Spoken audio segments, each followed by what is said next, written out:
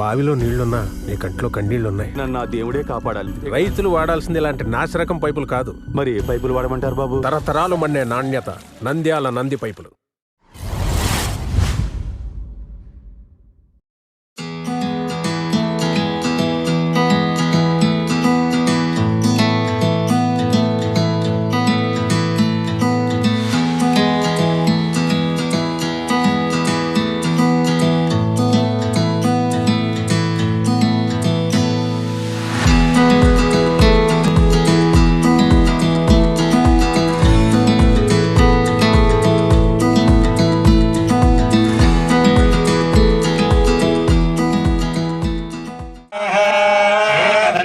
विद्महे वक्रतुण्डाय धीमहि तन्नो प्रचोदयात् स्वाहा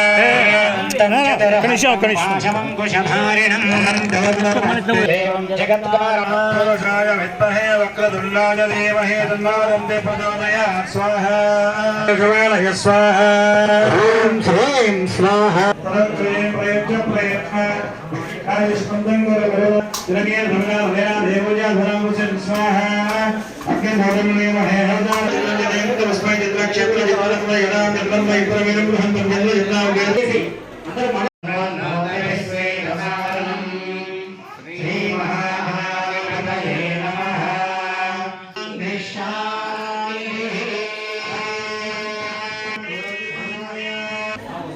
ఓం శ్రీ గురుభ్యో నమః.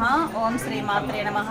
ఈరోజు నంద్యాలలో సుదర్శన యాగం చేయిస్తున్నారు. సుబ్బారాయుడు గారి ఆధ్వర్యంలో ఈరోజు యజ్ఞం అనేది సుదర్శన యాగ సహిత నృసింహ యాగం అనేది నిర్వహిస్తున్నారు. కాబట్టి ఈరోజు భక్తులందరూ లోక కళ్యాణం కోసం సుఖ సంతోషాలతో ఉండాలని ఆయన యొక్క గొప్ప సంకల్పం అన్నమాట. ఈ యజ్ఞం నిర్వహించడం ద్వారా ఆ ప్రాంతం యొక్క ప్రజలు సుభిక్షంతో ఆయురారోగ్యాలతో తొలతూగుతారు. ఆయన సంకల్పం గొప్పది. ఖచ్చితంగా ఈరోజు యజ్ఞం అనేది గొప్పగా ప్రజల్ని సుఖశాంతులకు గురి చేస్తుందని కోరుకుంటూ మాది భద్రకాళీపీఠం. భద్రకాళిని ఉపాసిస్తూ ఉంటాం అన్నమాట.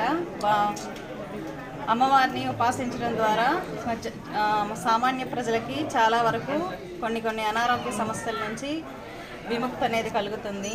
చాలా వరకు కాళీ ఆరాధన, ఉగ్ర ఆరాధన, తాంత్రిక ఆరాధన చేయకూడదని ప్రజల్లో చాలా వరకు అపోహలు ఉన్నాయన్నమాట. తంత్రం గురించి, కాళీ ఉపాసన గురించి, దశమహావిద్యల గురించి ప్రజల్లో చాలా వరకు అపోహలు ఉన్నాయి. వాటిని శాస్త్ర ప్రమాణంగా ఆ అపోహలన్నింటినీ తొలగించాలని నేను భద్రకాళీ పీఠాన్ని స్థాపించడం జరిగింది.